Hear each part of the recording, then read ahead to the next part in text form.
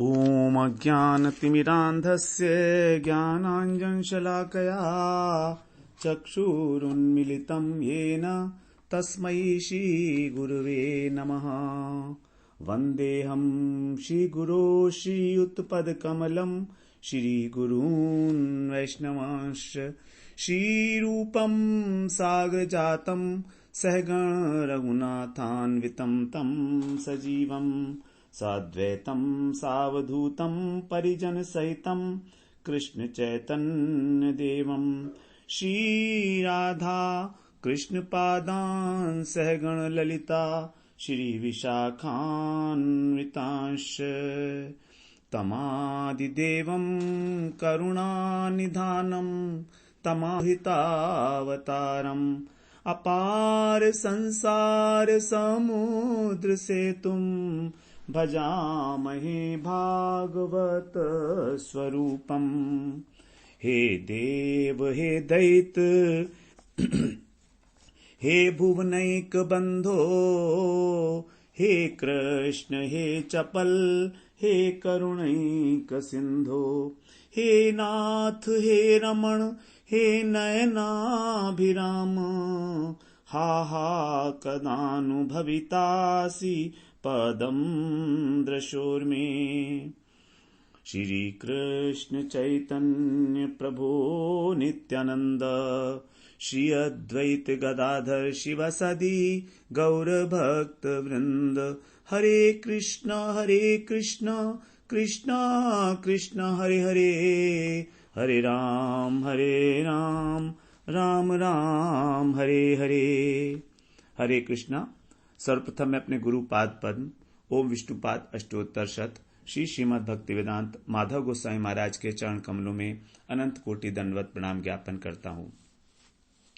हम लोग श्रीमद् भागवत पुराण का प्रथम स्कंद का 5वां अध्याय हम लोगों ने श्रवण किया, जिसमें नारद व्यास संवाद के अंतर्गत नारद जी ने व्यास जी को समझाया कि किस प्रकार आपको भगवान की लीला कथाओं का वर्णन करना चाहिए, तभी आपके हृदय को शांति मिलेगी, तभी आपका मन संतुष्ट होगा। क्योंकि व्यास जी ने अनेक पुराणों का प्रणयन किया, ब्रह्मसूत्र की, वेदों की, सबकी रचना की, लेकिन उनके मन को शांति नहीं मिली। क्योंकि इन सब में किसी भी ग्रंथ में इस प्रकार के भगवान की लीलाओं का स्पष्ट रूप से कहीं उल्लेख नहीं है, भक्ति की महिमा का कहीं गायन नहीं है, और जीवन का जो वास्तविक प्रयोजन है, जीव मात्र का जो प्रयोजन है, वो भगवान की भक्ति, भगवान की सेवा। क्योंकि भगवान के अंश हैं हम, तो भगवान की सेवा ही हमारे जीवन का एकमात्र लक्ष्य है। तभी हमें वास्तविक आनंद की प्राप्ति होगी, परमानंद की प्राप्ति होगी।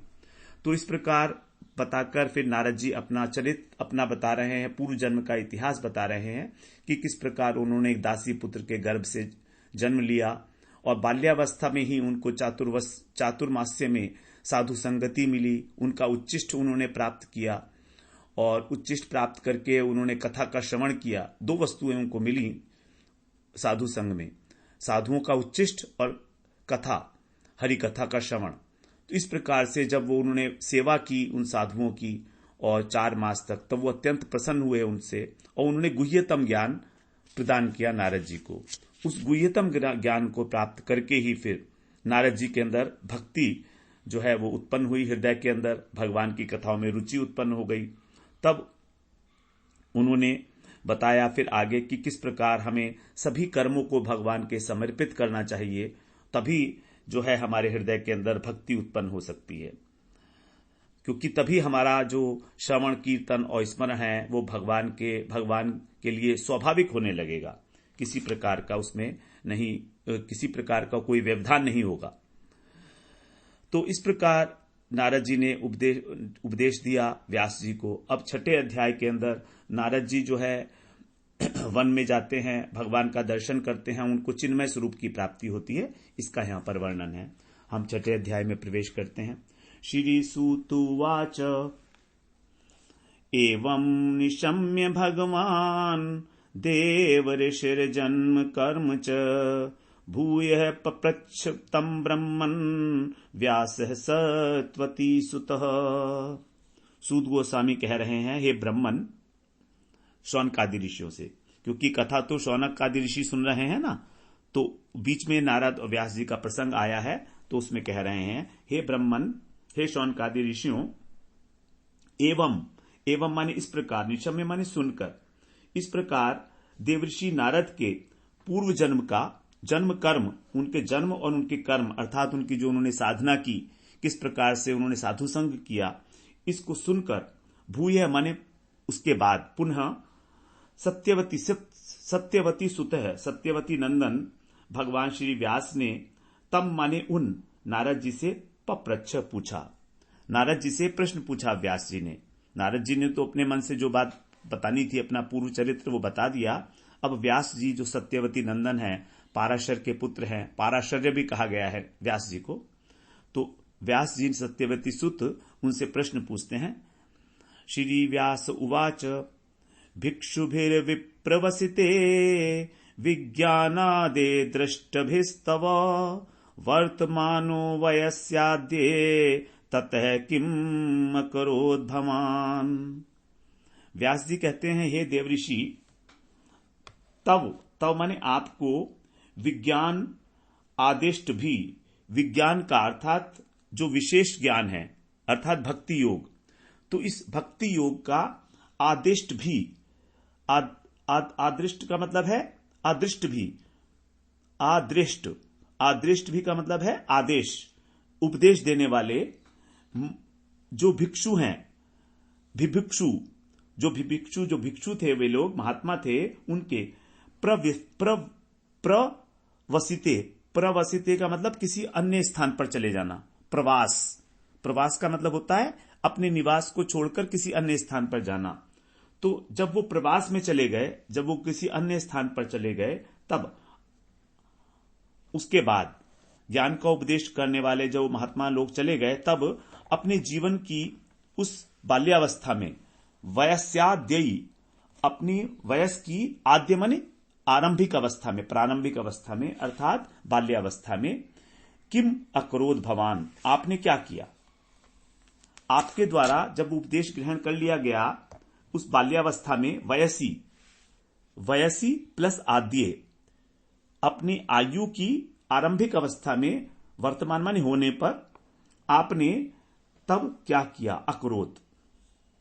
इस प्रकार का प्रश्न व्यास जी पूछ रहे हैं। आगे तृतीय श्लोक में, स्वयंभुव कया वृत्त्या वर्तितम ते परम वयः कथम चेदमुदस्राक्षी कालम प्राप्ते कलेवरम। स्वयंभुव का मतलब है स्वयं ब्रह्मा जी के पुत्र। ब्रह्मा जी जो हैं स्वयंभू हैं, क्योंकि वो भगवान की नाभि कमल से अपने आप उत्पन्न हुए हैं। तो स्वयंभुव मतलब ब्रह्मा जी के पुत्र, ते माने आपकी, नारद जी ब्रह्मा जी के पुत्र है ना, मानस पुत्र है, ते माने आपकी, परम वयः, आपकी जो परम वयः माने शेष आयु, कया माने किस, वृत्त्या माने किस प्रकार से, किस वृत्ति के साथ, वर्तितम व्यतीत हुई। आपने जब उनसे उपदेश ग्रहण कर लिया तो आपकी जो आयु है, क्योंकि वो तो बाल्यावस्था थी, उसके बाद फिर आपकी जो शेष आयु है वो किस प्रकार से व्यतीत हुई, अर्थात आपने उस समय क्या किया। और काले माने समय आने पर, मृत्यु आने पर, प्राप्ते माने प्राप्त होने पर। तो मृत्यु काल जब आने पर आपने इदम माने ये जो जन्म था आपका, कलेवरा माने शरीर को, कथम माने कैसे, उत्सराक्षी उत्सर्जित किया। उत्सर्जित का मतलब होता है छोड़ना। जब हमारी मृत्यु आती है तो हमारी आत्मा एक शरीर से दूसरे शरीर में उत्क्रमण करती है, तो उसको कहा गया है यहां पर उदस्राक्षी, उत्सर्जित होना। तो आपने इस कलेवर को किस प्रकार छोड़ा मृत्यु का काल उपस्थित होने पर। दासी पुत्र का जो आपकी देह थी, इसका आपने किस प्रकार त्याग किया। चौथे श्लोक में कह रहे हैं, प्राक्कल्प विषयामेताम् स्मृतिं ते मुनि सत्तम न एष व्यवधात काल एष सर्व निराकृति। हे मुनि श्रेष्ठ, मुनि सत्तम, यहां पर सुपरलेटिव डिग्री है मुनि की। जो मुनियों में भक्त मुनि है, सत्तम का मतलब भक्त हैं जिन्होंने सत का आश्रय लिया है। तो हे मुनि श्रेष्ठ, कालेन, काल एष सर्व निराकृति, ये जो काल है, एष माने यह जो काल है, इससे तो सभी का नाश हो जाता है, सब कुछ। नराकृति, निराकृति, आकृति का नाश हो जाता है। तो इस स्मृति को, ये जो काल है, ये सब कुछ तो भुला देता है हमको। प्राक कल्प, पुराने कल्प में। तो हे सुर सत्तम, हे मुनि सत्तम, आपकी प्राक कल्प माने पहले जन्म संबंधी विषय से, विषयाम, विषयाम माने संबंधी, तो पहले जन्म संबंधी जो आपकी ये एताम स्मृति, आपकी जो स्मृति है ये वाली, कि आपको साधु संतों ने जो है उपदेश दिया था 4 महीने तक महात्माओं ने, तो आपकी स्मृति एष काल, इस काल के द्वारा न व्यवधात, लुप्त नहीं हुई।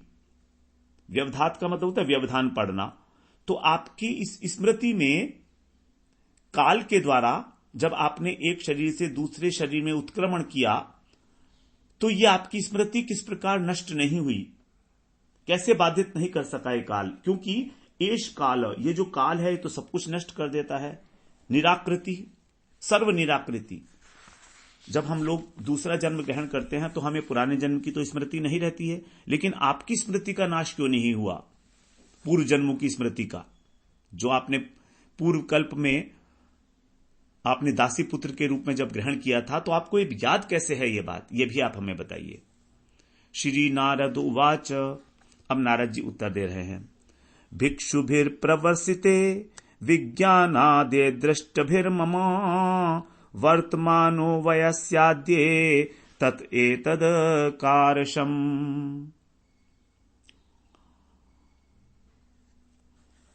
भिक्षुभिर विप्रवसिते, वो जो भिक्षु थे, महात्मा थे, वो जब प्रवास में चले गए, मुझे उपदेश देने वाले, विज्ञान आदृष्टभिर मम, मुझे भक्ति का उपदेश देने वाले जब वो भिक्षु प्रवसिते, प्रवास में चले गए, दूर चले गए, अर्थात चले गए दूसरे स्थान पर, तब वर्तमानो वयस्याद्ययी, अपनी वयस की, अपनी आयु का आरंभिक भाग अर्थात बाल्यावस्था मैंने इस प्रकार, एतद माने इस प्रकार, अकारशम व्यतीत की। वर्तमान माने व्यतीत करना, अकारशम माने करना, वर्तमान माने पहली आयु में होने पर भी, वर्तमान होने पर भी। तो जब वो महात्मा प्रवास में चले गए, तो बाल्यावस्था की आयु होने पर भी मैंने यह किया, एतत् अकारशम, मैंने इस प्रकार यह काम किया। क्या किया? 6ठे श्लोक में कह रहे हैं, एकात्मजा में जननी योषिन्मूढ़ा च किंकरी मय्यात्म जेनन्य गतौ चक्रे स्नेहानुबंधनम। मेरी जो मां थी एकात्मजा, मेरी में जननी एकात्मजा, वो एक ही पुत्र वाली थी, केवल मैं ही उसका एकमात्र पुत्र था, और वो मूढ़ा थी, मूढ़ थी।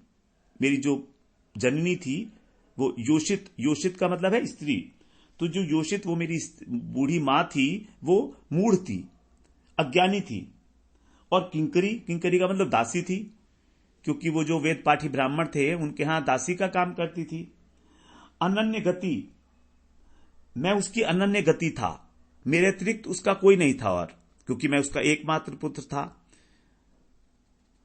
तो अब कोई उसकी कोई और अन्य गति तो थी ही नहीं, इसलिए वो मई आत्मजे, मुझ पुत्र में स्नेह अनुबंधनम, अत्यधिक स्नेह करती थी। चक्रे माने करती थी। मेरी जो मां थी, क्योंकि मैं उसका एकमात्र इकलौता संतान था और मैं उसकी अनन्य गति थी, मेरे अलावा उसका कोई और था ही नहीं, एकमात्र मैं ही था।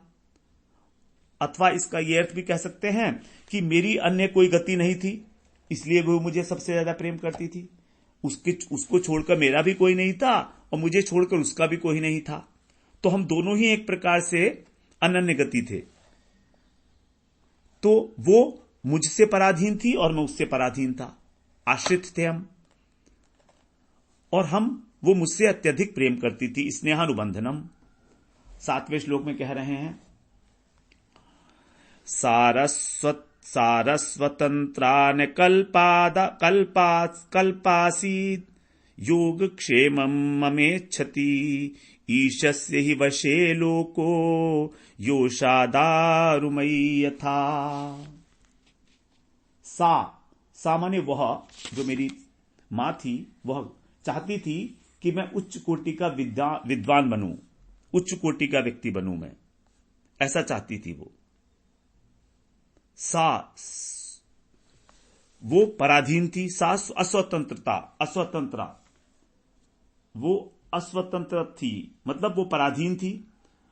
कल्प का मतलब होता समर्थ, कल्प न आसीत, कल्प का मतलब समर्थ, वो समर्थ नहीं थी। और मम योगक्षेमम, मेरा योगक्षेम चाहती थी, इच्छति, वो चाहती थी कि मेरा अच्छी प्रकार भरण पोषण कर पाए। क्योंकि सब लोग वास्तव में ईशस्य माने भगवान, ईश्वर, तो ईश्वर के ही वश में सारे लोग हैं। कैसे हैं? दारुमयी यथा, जैसे कि लकड़ी की पुतली होती है, योषा माने पुतली, कठपुतली होती है ना, काठ की बनी हुई पुतली, तो दारुमयी योषा, जैसे कठपुतली हैं, उस प्रकार से सभी लोग जो हैं भगवान के आश्रित हैं, ईश्वर के आश्रित हैं।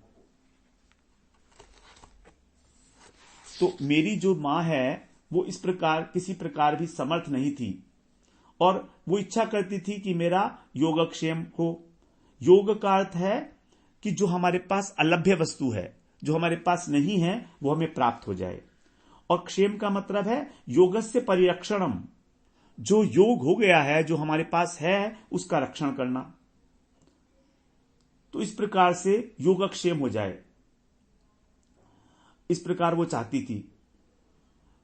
तो वो स्वतंत्र भी नहीं थी, समर्थ भी नहीं थी, और लकड़ी की स्त्री की तरह सारे के सारे लोग कठपुतली की तरह उस भगवान के ही अधीन हैं।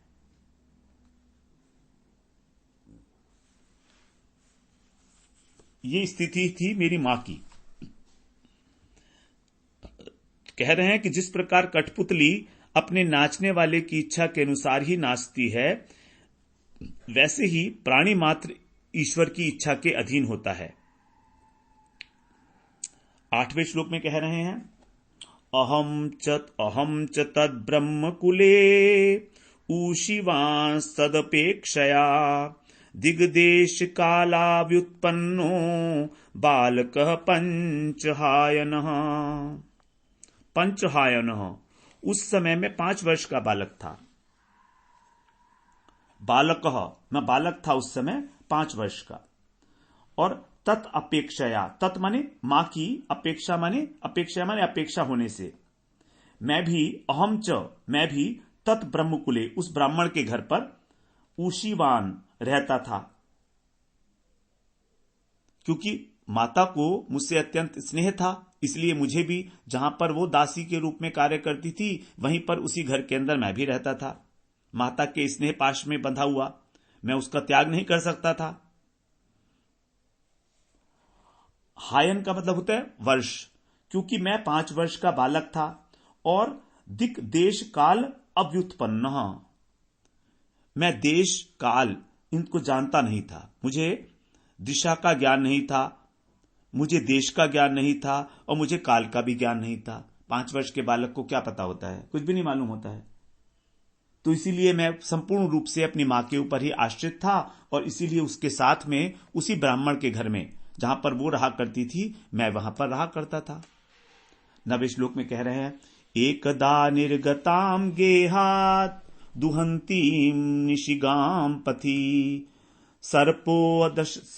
सर्पोदशत पदास्पृष्टः कृपणाम काल चोदितः। एकदा माने एक बार क्या हुआ, रात्रि के समय, निशी रात्रि के समय मेरी मां गौ दोहन के लिए गाम, गेहात दुहन, गेहात माने घर से, दुहंती माने दुहने के लिए, गाम माने गाय को, घर से बाहर निकली, निर्गताम। तो एक बार मेरी मां गाय को दुहने के लिए घर से बाहर निकली। कृपणाम, वो बेचारी थी, कृपण थी, तो क्या हुआ, सर्पो अदशत, उसको सर्प ने काट लिया मार्ग में, पथि माने मार्ग में, उसको मार्ग में उसका पैर सर्प के ऊपर पड़ गया। अब सर्प जो है वो उसको सहन नहीं कर पाया, जब उसने उसको स्पर्श किया, स्पृष्ट हो, तो काल के द्वारा प्रेरित होकर, काल चोदित, चोदित माने प्रेरित होना, तो काल की प्रेरणा से उस सर्प ने उसको अदशत, दंशन कर लिया, उसका काट लिया, उसको मां ने काट लिया। अब कारण क्या था कि अत्यंत दीनहीन थी, कृपण थी, और फिर काल से प्रेरणा हुई। यदि काल प्रेरणा देता है तो कभी भी किसी के साथ कुछ भी हो सकता है। काल सबसे अधिक बलशाली है, समय का जो फेर है वो कोई नहीं जानता अगले मिनट में हमारे साथ क्या होने वाला है। इसीलिए कहा जाता है कि हमें हमेशा भगवान का स्मरण रखना चाहिए। हमें एक क्षण का भी पता नहीं है कि किस समय हमारी मृत्यु हमारे सामने आएगी। प्रत्येक क्षण जीवन का मृत्यु का क्षण हो सकता है। 10वें श्लोक में कह रहे हैं, तदा तदहमीशस्य भक्तानां शमभीप्सतः अनुग्रहं मन्यमानः प्रातिष्ठं दिशमुत्तराम्। 10वां श्लोक है, उसमें कह रहे हैं तदा, तदा माने तब, अहम माने मैं, तब मैं भक्तानाम शम अभीप्सतः, भगवान अपने भक्तों के मंगल की अभिलाषा रखते हैं हमेशा। अनुग्रह, अनुग्रह माने कृपा, भगवान की कृपा, मन्य माने मानता हुआ, सोचता हुआ। तो कह रहे हैं कि ईशस्य, भगवान की अपने भक्ता नाम, अपने भक्तों के प्रति, शम का मतलब है शांति, शम का मतलब है यहां पर कल्याण। तो कल्याण की अभीप्सत, अभीप्सत माने इच्छा करना। तो भगवान सदैव अपने भक्तों के मंगल की अभिलाषा करते हैं, यह तो एक सिद्धांत है। तो उस समय मैंने क्या किया, अनुग्रहम मन्यमानः, मैंने अपनी माता की मृत्यु को भी भगवान का अनुग्रह माना, कृपा माना, और मैं प्रातिष्ठम, प्रस्थान किया मैंने उत्तर दशा की ओर, दिशम उत्तराम। तो मां की जो मृत्यु हो गई उसको मैंने भगवान का अनुग्रह माना, यह सोचकर कि भगवान हमेशा ही अपने भक्तों के लिए मंगल कामना ही करते हैं। उनके प्रत्येक विधान में अपने भक्तों के लिए मंगल छिपा होता है। तो ऐसे हैं भगवान जो भक्तों का कल्याण अभीप्स माने चाहने वाले हैं। यह भागवत धर्म का प्रभाव है। केवल 5 वर्ष के बच्चे थे वो, और 5 वर्ष का बच्चा कुछ भी नहीं जानता है। जैसे कोई भी मां बाप अपने संतान का बुरा नहीं सोचते कभी भी, उसी प्रकार से भगवान जो हैं वो हमारे जन्म जन्मांतर के पिता हैं। इसलिए प्रत्येक स्थिति में हमें भगवान की कृपा का ही अनुभव करना है। ब्रह्मा जी ने अपनी स्तुति में यही कहा, तत्यनुकंपाम सुसमीक्षमाणो भुंजान एव आत्मकृतम विपाकम। जो हमारे सामने प्रतिकूल परिस्थिति, सबसे अधिक प्रतिकूल परिस्थिति भी अगर उपस्थित हो जाए तो उसमें हमें तत्य अनुकंपाम सुसमीक्षमाणो, भगवान की कृपा का निरंतर अनुभव करते हुए, समीक्षा करते हुए अच्छी प्रकार से हमें अपने जीवन को यापन करना है। तो इस प्रकार जो है, अब मां की मृत्यु होने के बाद तो अकेले रह गए, मां का ही एकमात्र बंधन था उनको। भजन तो करना ही था उन्हें, भजन तो करना ही था, क्योंकि उनको प्रेरणा हो चुकी थी, भक्ति की प्राप्ति हो गई थी। भक्त कभी भी भजन किए बिना रह नहीं सकता है, उसको कहीं भी रखो वो तड़पता रहेगा भजन करने के लिए। और नारद जी उत्तर दिशा की ओर चल पड़े, क्योंकि उत्तर दिशा जो है शांत होती है, पवित्र होती है। हमारे यहां भी उत्तर दिशा के अंदर हिमालय पर्वत है, हमारी जो देवभूमि है वो सब वहीं पर ही है। बद्रीनाथ, केदारनाथ जो धाम है हमारे, वो सब उत्तर दिशा में है। तो उत्तर दिशा में जो है हमारे पवित्र भूमि है, वहां पर तप भूमि है वो, क्योंकि तप के लिए उत्तर दिशा जो पवित्र है वो मन को एकाग्र करने में सहायता देती है। इसीलिए नारद जी भजन करने के लिए भगवान का उत्तर दिशा की ओर उन्होंने प्रस्थान किया। प्रातिष्ठम। आगे 11वें, 12वें और 13वां, 14वां ये 4 श्लोक हमारे एक साथ ही हैं। इसको पढ़ना होगा एक साथ ही। देखते हैं हम कैसे पढ़ते हैं इसको। 11, 12, 13 इसमें क्या कह रहे हैं। स्फीतांजलपदांस्तत्र पुरग्राम व्रजाकरान् खेट खरवटर्वाटिश्च वन्यान्युपवननानि च चित्रधातु विचित्रादीनि भभग्न भुजद्रुमान् जलाशयञ्छिवज्जलान् नलिनी सुरसेविता चित्रस्वनै पत्ररथैर्विभ्रमदभ्रमर्ष्य नलवेणुशरस्तंभ कुशकीचकगह्वरम् एक एवातियातोऽहं द्राक्षं विपिनं महत् घोरं प्रतिभयाकारं व्यालोलूकशिवाजिरम्।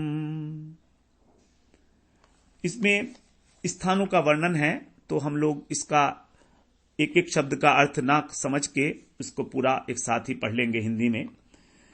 कि जब वो जा रहे थे उनको क्या क्या मार्ग में पड़े।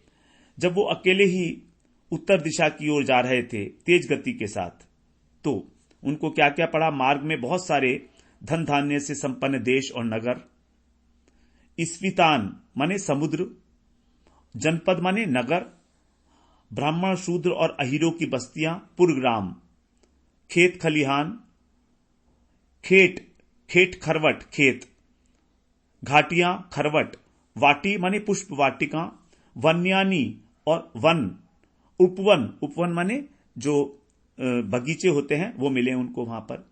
चित्र धातु विचित्राद्रि और अनेक प्रकार के अद्री का मतलब पर्वत। तो कृषकों के बड़े बड़े जो किसानों के बेड़े थे वो मिले, पहाड़ की तलहटियां मिली, पुष्प वाटिकाएं, वन उपवन, स्वर्ण रत्न धातुओं से रंजित विचित्र पर्वत देखे उन्होंने।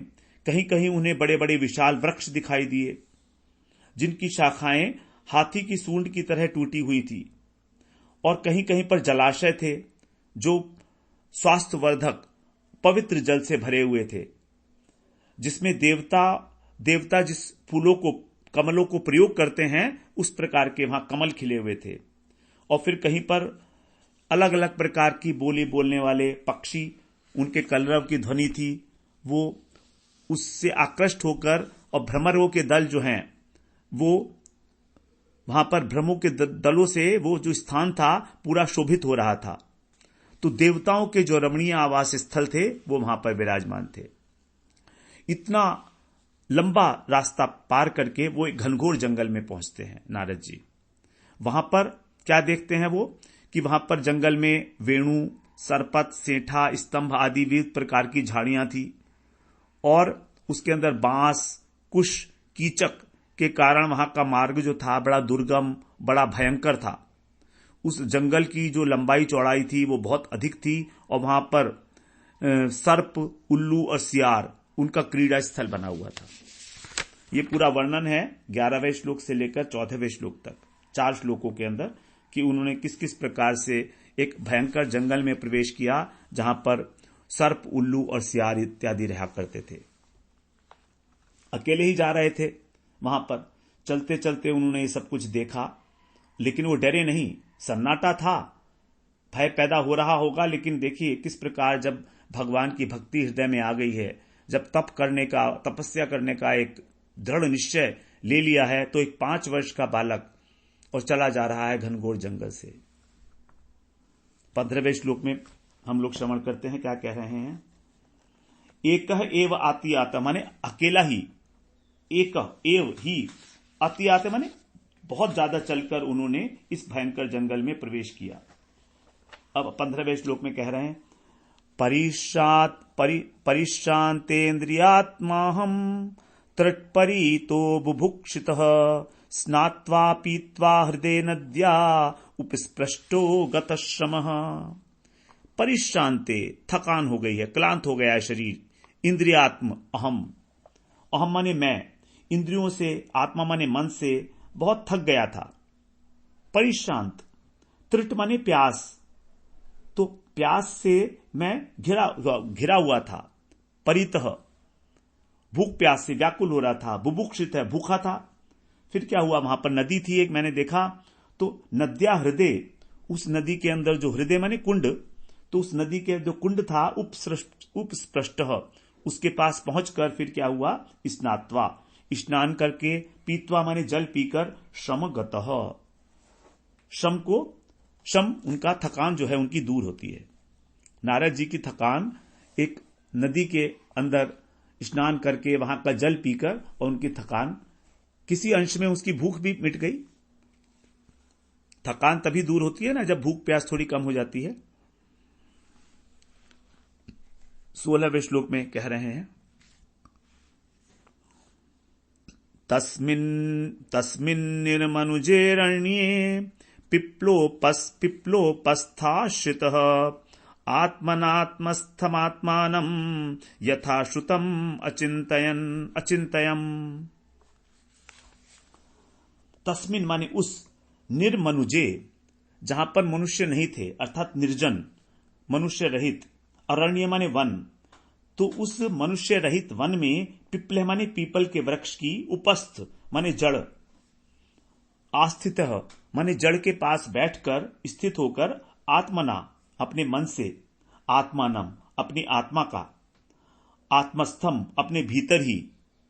देखिए, आत्मना, आत्मानम, आत्मस्थम, अपने अंतःकरण को, अपनी चित्त वृत्ति को अपनी आत्मा के अंदर स्थित करके, स्थम, आत्मस्थम अपने अंदर, यथाश्रुतम जैसा सुना था उन साधुओं के द्वारा, भिक्षुओं के द्वारा, अचिंतयम चिंतन करने लगा।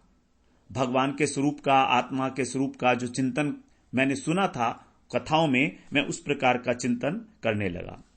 क्योंकि उन्होंने मुझे मंत्र दिया था भगवान का भी, तो उस प्रकार से मैं अंतर्यामी परमात्मा का चिंतन करने लगा वहां पर, आंखें बंद करके, जो मुझे ध्यान की विधि उन महात्माओं ने बताई थी उस प्रकार का।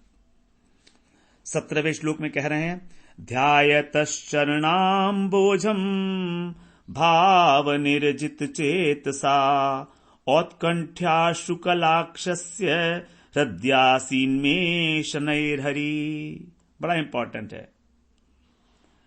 ध्यायतश्चरणाम्बोजम्, भगवान के चरण कमलों का ध्यान करते करते, ध्यायत ध्यान करते करते, भाव निर्जित चेतसा, मेरा जो चेतसा, मेरा जो भाव था, वो मेरा जो चित्त था, वो निर्जित माने भली प्रकार से मैंने जीत लिया जिसको, भाव से, भावना से, कृष्ण भावना भावित होने के बाद, भगवान की प्रति भावना से युक्त होकर, चरण कमलों का ध्यान करते हुए, औत्कंठ्य उत्कंठा से, अश्रु कलाक्ष से, मेरे आंसू भरे जो नेत्र थे, अक्ष माने आंख, तो और अश्रु माने आंसू, तो आंसू से भरे हुए जो मेरे नेत्र थे वे, मे हृदय हरि शनै आसीत, मेरे हृदय में भगवान हरि प्रकट हो गए, मेरे हृदय में भगवान का प्रकाश आ गया। जब मेरा शुद्ध हो गया हृदय, तीव्र लालसा के कारण, उत्कंठा के कारण मेरे दोनों नेत्रों से अश्रुधारा निकलने लगी, तब मेरे हृदय में श्री हरि धीरे धीरे प्रकट हो गए। उस समय हृदय की जो वृत्तियां हैं वो सभी भगवान का आस्वादन करने लगी। नासिका, कान और नेत्र, अब नासिका क्रमशः उनके अंग सौरभ का पान कर रही है भगवान का, जो कान है वो नूपुरों की ध्वनि सुनाई दे रही है, और नेत्रों के साथ भगवान के सौंदर्य का, भगवान के मुख कमल का दर्शन करके नेत्र जो हैं उसका आस्वादन कर रहे हैं। तो मेरी जितनी भी इंद्रियों की वृत्तियां थी वो सब भगवान में लग गईं कि किस प्रकार से भगवान मेरे हृदय के अंदर आ गए धीरे धीरे। जब मेरा चिंतन और प्रगाढ़ होता चला गया तो मन लगने पर भगवान, तो भगवान हमारे हृदय में प्रकट हों, इसके लिए एक ही साधन है, उत्कंठा। उत्कंठा, बस अब भगवान प्रकट होने ही वाले हैं। एक आशा, आशा बंध समुत्कंठा, नाम गाने सदा रुचि। आशा बंध समुत्कंठा, हमेशा उत्कंठा बनी रहे हृदय के अंदर एक, और आंखों से आंसू निकल रहे हैं, तब भगवान प्रकट हो जाते हैं। क्योंकि आंखों से जो आंसू निकलते हैं वही हमारे हृदय का मल साफ कर देते हैं। ये आनंद के आंसू हैं। धीरे धीरे क्रमशः भगवान मेरे हृदय में आ गए। शनई हरि, धीरे धीरे भगवान का सबसे पहले चरण कमलों का दर्शन। भगवान के चरण कमल की जो आभा है वो हृदय के अंदर सबसे पहले स्फुरित होती है। अथवा भगवान के श्री अंग का कोई भी श्री अंग भगवान का हृदय में स्फुरित हो सकता है। भगवान की कौस्तुभ मणि वो स्फुरित हो सकती है, भगवान का मुख कमल, भगवान की मधुर मुस्कान, भगवान की नूपुर की ध्वनि, कुछ भी भगवान का स्फुरण हो सकता है हमारे हृदय में। तो भक्ति भाव होने के कारण भाव निर्जित चेतसः, चित्त जो है वो जीत लिया गया भक्ति भाव से। 18वें श्लोक में कह रहे हैं, प्रेमाति भर निर्भिन्न पुलकांगोति निर्वृतः आनंद संप्लवेक्ति लीनो नापश्यमुभयम मुने। हे मुनि, हे व्यास जी, गंभीर प्रेम की प्रचुरता से, प्रेम अति भर, अति माने अत्यंत, जो गंभीर प्रेम है, अत्यंत प्रेम के, भर माने उभरने से, उदय होने से मेरा शरीर क्या हुआ, पुलकांगी अंगों, मेरे अंग जो है पुलकित हो गए, रोमांचित हो उठा। निर्वृत्त, निर्वृत्त का मतलब आनंद, निर्वृत्ति का मतलब होता है आनंद मग्न हो गया, मैं अत्यंत आनंद मग्न हो गया। आनंद की जैसे मानो बाढ़ आ गई। आनंद संप्लवे, संप्लव का मतलब होता है बाढ़। मैं उस सागर में, बाढ़ में आनंद की डूब गया, परमानंद के सागर में डूब गया। लीनो माने डूब गया मैं। उभयम, अपश्यम न, और उस समय मुझे अपना कोई, उभय का मतलब है दो चीजें, तो ना अपश्यम उभयम मुने, मुझे दोनों का ज्ञान नहीं रहा। क्या? अपना कि मैं हूं, और ना ही मुझे ध्येय वस्तु का, भगवान का ध्यान रहा। श्री हरि को प्रारंभिक अवस्था में मैंने दर्शन किया उनका, मुझे उनका अनुभव हुआ, लेकिन धीरे धीरे जब मेरा भाव और अधिक प्रगाढ़ होता चला गया तो उस आनंद का जो समुद्र मेरे अंदर तरंगायित हुआ, उच्छलित हुआ, उसके उछाल से, प्रेमाति भर, भर का मतलब है उछाल, तो जब उस प्रेम समुद्र ने उछाल मारी तो उस प्रेम समुद्र के उछाल में मैं आनंद के सागर में निमज्जित हो गया, लीन हो गया, और मुझे यह भी ज्ञान नहीं रहा कि मैं कहां हूं, मैं कौन हूं और भगवान कौन है। उभय, दोनों का ज्ञान नहीं रहा। तो भगवान ज्ञान भी और मेरा अपना आत्मज्ञान भी, दोनों ज्ञान विलीन हो गए। बस केवल एकमात्र आनंद का साम्राज्य था। हृदय जब प्रेम से भर गया तो सभी अंगों के अंदर आनंद छा गया, पुलकायमान हो गया। तो उस आनंद के स्वरूप के अंदर अब वहां पर केवल एकमात्र आनंद की उपलब्धि हो रही है, क्योंकि भगवान कैसे हैं? आनंदमयो अभ्यासात। भगवान का स्वरूप आनंद ही है और कुछ नहीं है भगवान। तो जहां भगवान है वहां आनंद ही आनंद है। तभी तो कहा गया ना, जब भगवान आए थे, नंद के आनंद भयो जय कन्हैया लाल की। नंद के आनंद भयो, ये नहीं कहा कि नंद के कृष्ण भयो, नंद के आनंद भयो जय कन्हैया लाल की। कृष्ण कौन है? आनंद है साक्षात। तो हे मुनि व्यास जी, उभयम मतलब ना तो मुझे अपने शरीर का ध्यान रहा, ना मैं कहां बैठा हूं, और ना भगवान का जो दर्शन हो रहा था वो उसका ध्यान रहा, कुछ नहीं मालूम। I was just lost. इस प्रकार से नारद जी अपनी अवस्था का वर्णन किए हैं। यहां पर हम फिर अगले सत्र में 19वें श्लोक में प्रवेश करेंगे। वांछा कल्पतरुभ्यश्च कृपा सिंधुभ्यैव च पतितानां पावनेभ्यो वैष्णवेभ्यो नमो नमः।